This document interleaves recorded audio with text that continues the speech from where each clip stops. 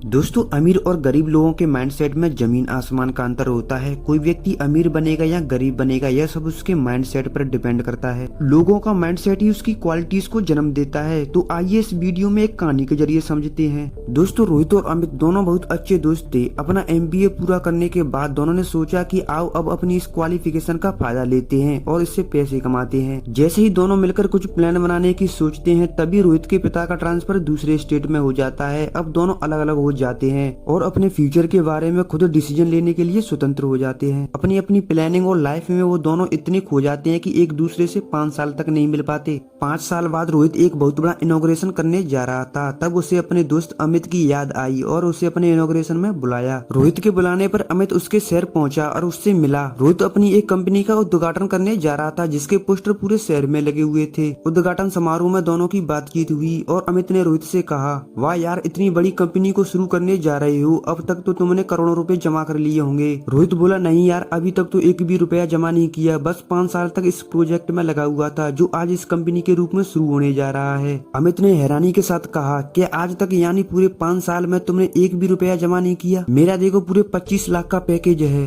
और अब तक मैं अपना घर गाड़ी बहुत कुछ ले चुका हूँ। रोहित ने उस समय कुछ उत्तर नहीं दिया। ठीक 1 साल बाद अमित का फोन रोहित के पास आता है। अमित पूछता है, और रोहित, बिजनेस कैसा चल रहा है? मेरा पैकेज तो अब 30 लाख का हो गया है। रोहित बोला, बिजनेस तो अच्छा चल रहा है, पूरे 6 साल हो गए, क्या ऐसा नहीं हो सकता हम दोनों फिर से साथ में रहें? अमित बोला, हाँ ऐसा हो सकता है, आ जाओ साथ मिलकर जॉब करेंगे। रोहित ने मुस्कुराकर कहा, मैं अपना बिजनेस कैसे छोड़ सकता हूँ? ऐसा करो, तुम ही यहाँ आ जाओ और यहीं इसी शहर में जॉब कर लो। अमित जोर से हंसकर बोला, मेरा 30 लाख का पैकेज है, वहाँ कौन मुझे इतना पैसा देगा? तभी फोन कट जाता है और थोड़ी देर बाद अमित की ईमेल पर एक मेल जाता है। अमित उस मेल को पढ़कर देखता है तो उसकी आंखें खुली की खुली रह जाती हैं। मैं आपको बता दूं कि मेल रोहित की कंपनी से था और उसकी कंपनी ने अमित को 40 लाख के पैकेज पर अपने यहाँ एक जॉब ऑफर की थी। दोस्तों, यह कहानी तो यहीं समाप्त हो जाती है, लेकिन आप समझ ही गए होंगे कि अब अमित ने क्या किया होगा। आपको मैंने यहाँ 2 दोस्तों का उदाहरण दिया, दोनों की क्वालिफिकेशन समान थी, लेकिन दोनों के माइंडसेट अलग अलग होने के कारण एक दोस्त आज बहुत बड़ी कंपनी का मालिक है और दूसरा उसी कंपनी में जॉब कर रहा है। अब मैं आपको रोहित के उस सीक्रेट गुण के बारे में बताता हूँ, जिसे आज तक लगभग सभी रिच पर्सन ने ज्यादा सफल और अमीर बनने के लिए अपनाया है। वह सीक्रेट है TEM इन्वेस्टमेंट। जी हाँ, यह TEM इन्वेस्टमेंट ही लोगों को अमीर बनाता है, वो भी हमेशा के लिए।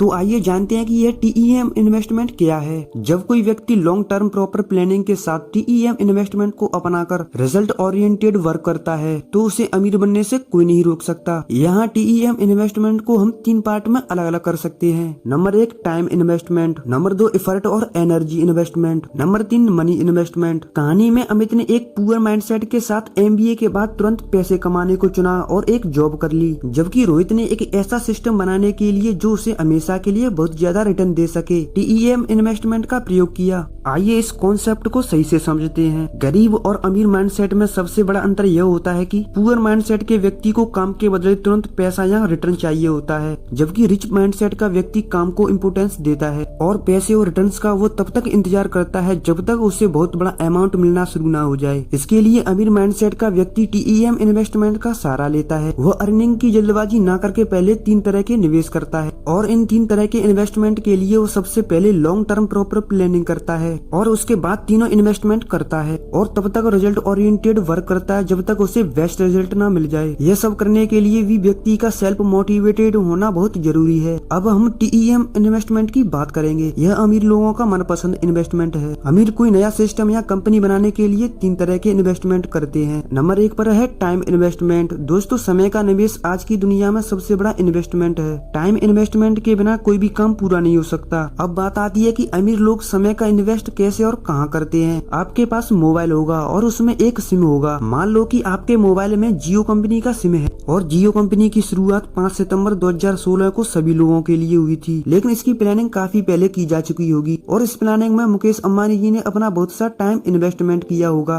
क्योंकि बिना प्लानिंग और टाइम इन्वेस्टमेंट के यह हमारे पास इतने अच्छे रूप में आना पॉसिबल नहीं था। लेकिन टाइम इन्वेस्टमेंट करते समय मुकेश अंबानी जी ने इस कंपनी से 0 अर्निंग की थी और एक बेहतर सिस्टम बनाने में अपना टाइम इन्वेस्ट किया था।